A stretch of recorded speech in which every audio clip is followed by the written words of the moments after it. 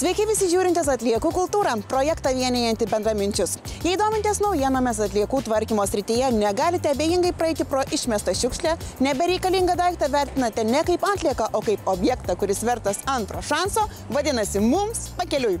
Kviečiu žiūrėti, ką jums parengėme, mili pakeleiviai. Pati naujiena daugam buvo, kad Baltijos jūra yra pati užterščiausia Europoje. Aš vadinu mūsų Baltijos jūrą tokiu pacientu, kuriam reikia ypatingos priežiūros. Vaikštant prie jūros, renkam stikliukus ir šiukšlės kartais kaip kokias. Nešiukšlina mūsų gerbėjus ir net nebandykit. Tad kviečiame pusvalandžiui įdomios ir naudingos informacijos. O laidą pradėsime nuo vieno džentelmeno visomis prasmėmis, šokėjo ir dainininko Andriaus Butkaus, kuris jau 5,5 metų kuria gyvenimą Floridoje. Kokie atliekų tvarkymo ypatumai už Atlanto, netrukus sužinosite. Andrių Butkų vaikinų grupės džentelmenai narį sutikome repeticijų salėje. Vaikinų trijulės laukia koncertų maratonas grupės 10-mečio proga, dėl kurios Andrius ir atskrido tėvynėn. Bet šiandien mums labai įdomu, kaipgi žmonės toje Floridoje gyvena. Ar kultūringai? Iš tikrųjų, aš buvau nustebęs ir ne pačia geriausia prasme. Jo, dėl to, kad aš tikėjausi, kad bus tikrai daug tvarkingiau ir kad žmonės prižiūrės aplinką labiau. Labiausiai nustebino tai greitkeliai.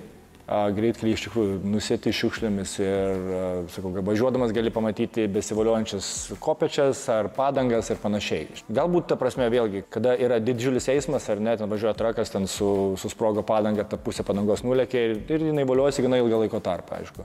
Yra tarnybos, kurios prižiūri šitą dalyką, kurios tvarko, valo, bet matyti yra gerokai per mažai ir ne taip sparčiai tą daro. Greitkelių švara nepasižymi, o kaip žmonės, ar jiems apskritai aktualu gyventi švariai ir tvarkingai? Kada yra uždara bendruomenė, ar ne, tai jie ten prižiūri, aišku, turi vėlgi tas pačias tarnybas, kurios tvarko, bet jeigu tai yra privatus namai, ypatingai jeigu yra šiek tiek, ne tai kas skurdesni, bet prasčiau gyventi žmonės, net jie ten pamatysi visko.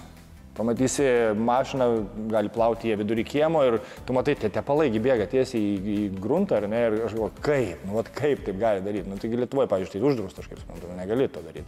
O ten nesvarbu, ta prasme, realiai netgi šitos teisų laikymo, laikaisi teisės taisyklės, tai yra klausimas, kada yra slidžiausia. Tai yra slidžiausia, kada po ilgo laiko be lietaus pirmasis lietus iškrito, tai yra slidžiausias ir dėl ko? Dėl to, kad didžioji dalis mašinų yra su varvančiais tepalais ir dėl to yra slidu. Tai įsivaizduokit, kokia ten yra situacija šitoje vietoje. Net nedrąsu jau ir klausimą užduoti apie rūšiavimo įpročius, bet bandome išsiaiškinti.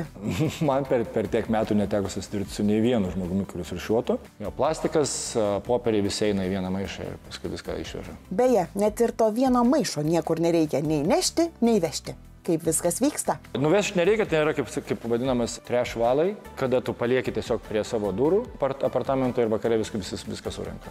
Ja, tiesiog viskas turi būti viename maiše ir tiesiog gražiausiai jie išveža. Ypatingo dėmesio čia sulaukia keturkojai ir jų šeimininkai. Yra toks dalykas kaip šunų kakučiai, ar ne, tai juos turi būtinai susirinkti, nes kitaip gali gauti baudą. Uždaruose vėlgi tose bendruomenėse, tiek kur aš gyvenu, tiek kitose, jie netgi paima šunų DNR, ar ne, kad jeigu rastų netinkamoje vietoje ir kad tai yra nesurinkta, gali gauti šeimininkas baudą, labai neblogą. Išties įdomi praktika, o kur individualių namų savininkai deda nupjautą žolę? Dažniausiai, kas vyksta, tai viskas priklauso kuriam rajone. Ar ne, turtingesniam rajone, tai atvažiuoja tie patys, nesvarbu, darbininkai, ar ne, jie nupjauna, pas save susikrauna ir išsiveža. Ar ne, kas tiesiog privačiai viską daro, ar patys vargingesni, tai ten nusipjauna ir ten guli ta žolė ir niekam neįdomu. Sakau, tu gali pamatyti visko ten prie namų, nuo senų baldų, rakandų iki, kaip ir sakau, tepalais apėjusių mašinų. Aha, jei yra prie namų nereikalingų baldų, kaip jais atsikrato žmonės Floridoje? Gal turi mainų stoteles, kaip mes čia Lietuvoje?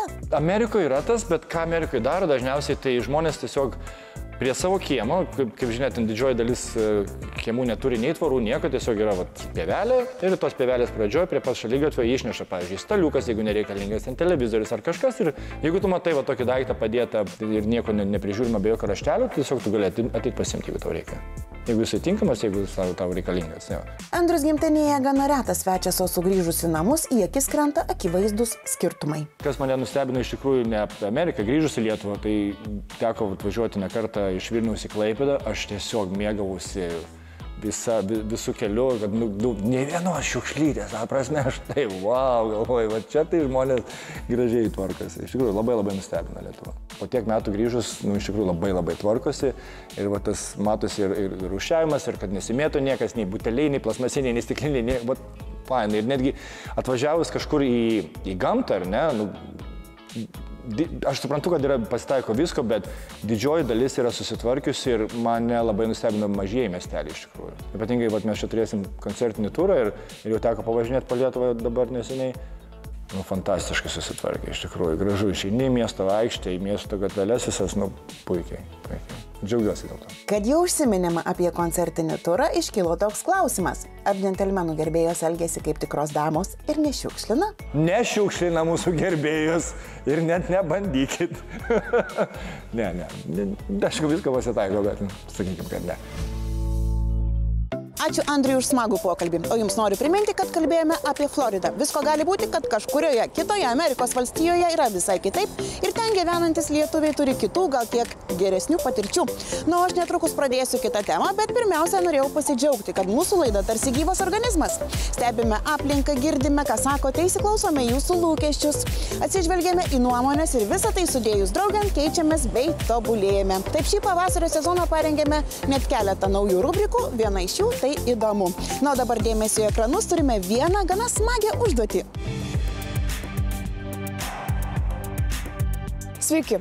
Šiandien mano užduotis išsiaiškinti, kuris žmogus, ar tas, kuris labai daug kalba ir nusišneka, negali pabaigti sakinio, vėl jį pradeda ir vėl jį užbaigia iš naujo. Žinot, tas žmogus, kuris turėjo omeny plepys? Taip, visiškai teisingai, ir tas plepys, kuris labai daug šneka ir stengiasi kažką daryti, kažką pasakyti, bet ne iki galo nepasako žodžių. Tas žmogus turėjo omeny nekonkretus. Tai būtent, ar tas nekonkretus plepys, ar žmogus, kuris mažiau šneka?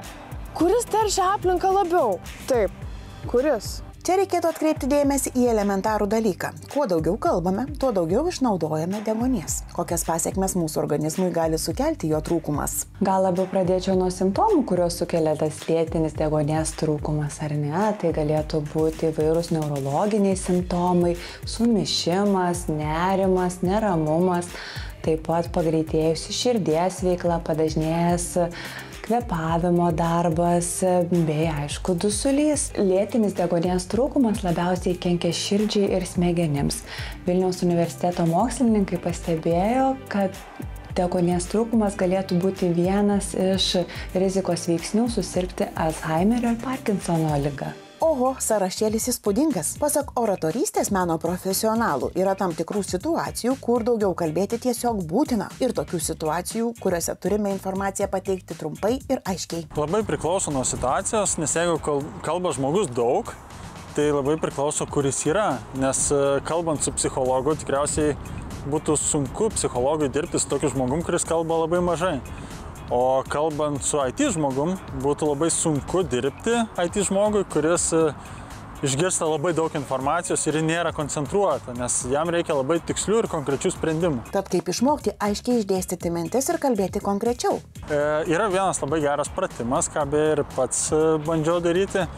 Tiesiog parašyti mintį, kurią tu nori pasakyti. Ir pabandyti tai, ką užsirašai, sutrumpinti. Tai tarkim, iš to sakinio išmesti žodžius ir maksimaliai išmesti tiek žodžių, kad mintis išliktų ta pati, bet sakinys liktų labai trumpas. Oho, koks smagus ir naudingas pratimas. Būtinai pabandysiu jį atlikti pati, o ir jūs tai galite padaryti čia pat neatsitraukę nuo televizoriaus. Dabar TV6 eteryje reklama, susitiksime išsyk po jos.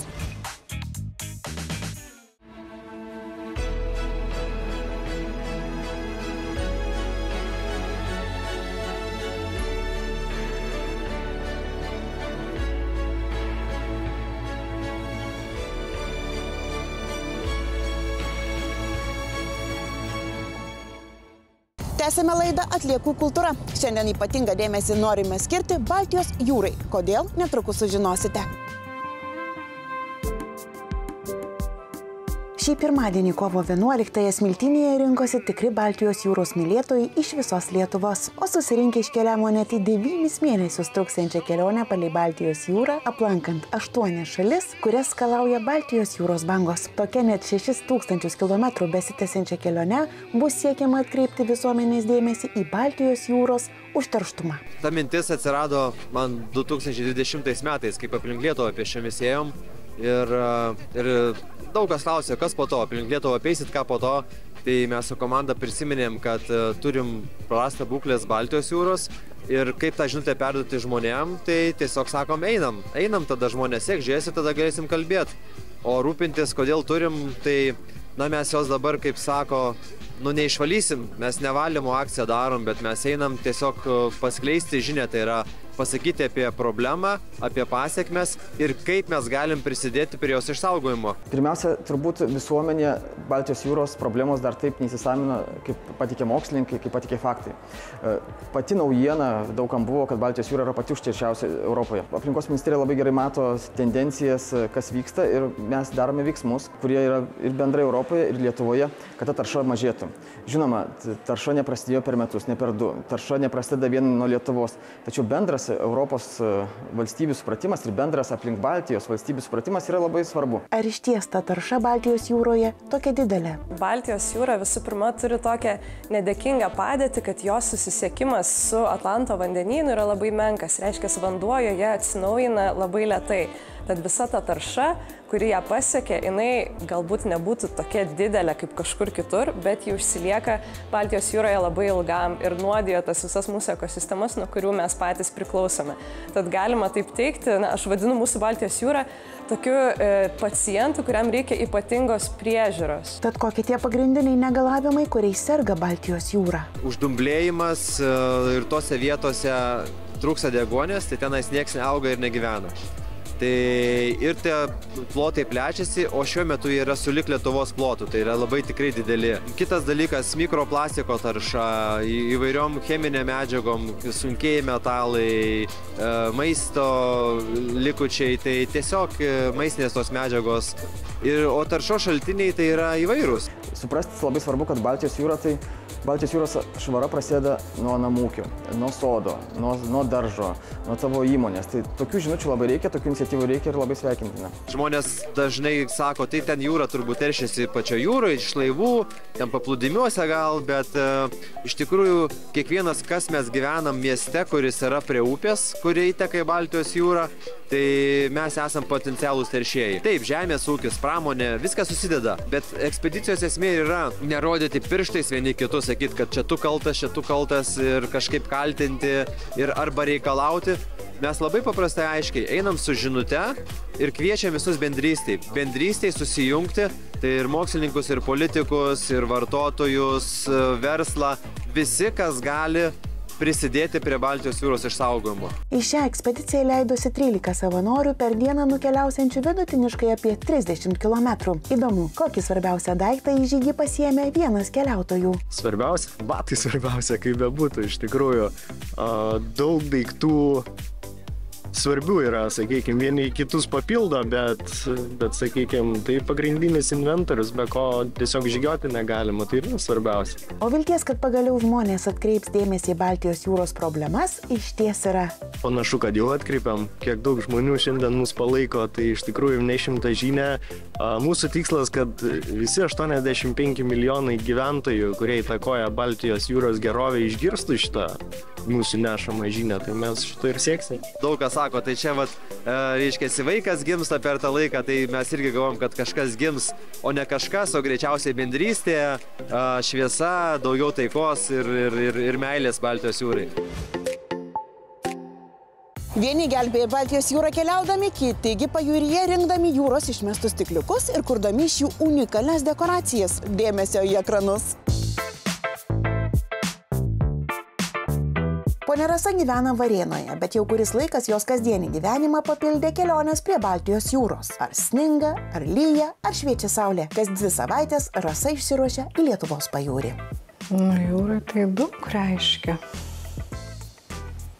Laisvė, šviesa, maudynės be abejo jūrai. nes aš ir žiemą maudausi, man patinka. Baltijos jūrą ponia Rasa traukė it magnetas, o atvykus čia ji ne tik išsimaudo, bet ir...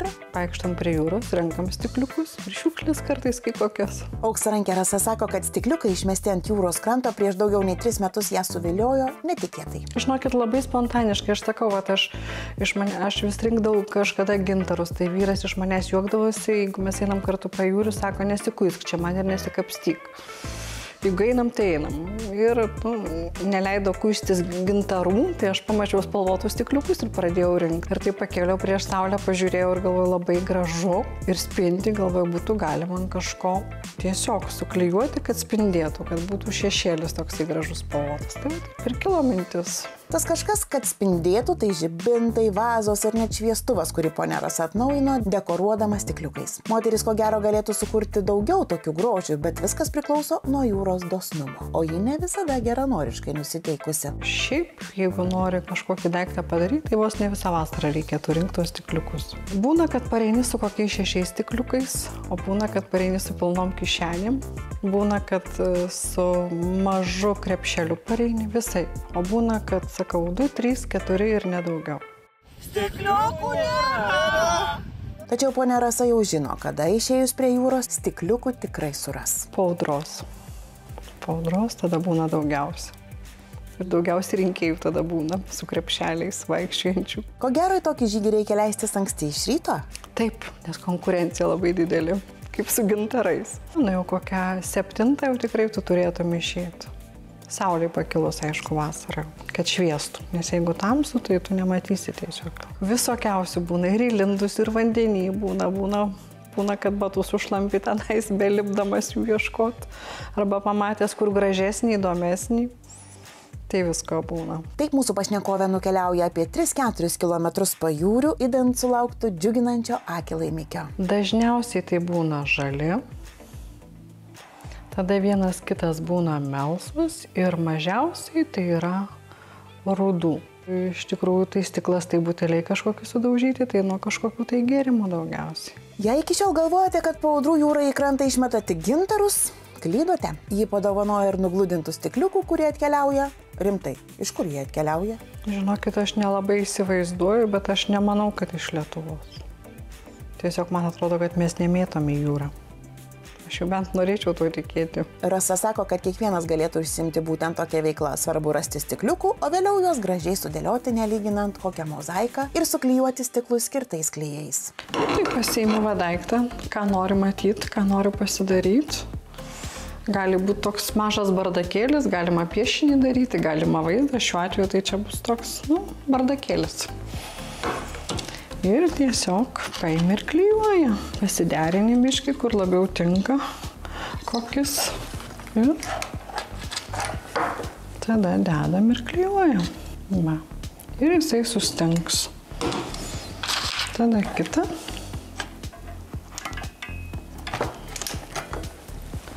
Ir žiūram, kuris čia labiau tiktų.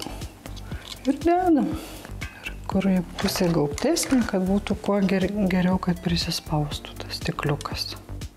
Jeigu būtų labai didelis, tai jis kartais pradeda slysti, tai nebijokit, tiesiog po jo apačią galima vėl toliau klijuoti ir jisai niekur nenukris ir nepabėgs. Pradžiai tai didesniais įsilipdai, jeigu kažką, o paskui iš mažesnių užsipildai visus tuos tokius likusius tarpelius, kad būtų tvarkingai, kad gražiau būtų. Čia fantazija, gali iš viso tik išdėliot kažkokią tai gėlę, paukštį, dar ką nors medį ir palikti. Čia kas kaip nori jau. Jei manote, kad tokiems ornamentams ant indų, žibintų ir vazų sukurti reikia, pavyzdžiui, bent piešti mokėti, galime nudžiuginti. Mūsų auksarankė prasitarė, kad piešti jį pasirodo visai nemoka. Tad tokius išskirtinius kūrinius gali pasidaryti kiekvienas. Reikia tik nuvažiuoti prie jūros. Na štai, jūrą gelbėti galima ir tokiais išradingais būdais, bet žinoma, geriau stengtis elgtis taip, kad gelbėti nereikėtų, o tik džiaugtis, mėgautis ir didžiuotis, kad gyvename prie Baltijos jūros. Šįryt tiek naudingos ir įdomios informacijos. Iki susitikimo lygiai po savaitės. Atliekų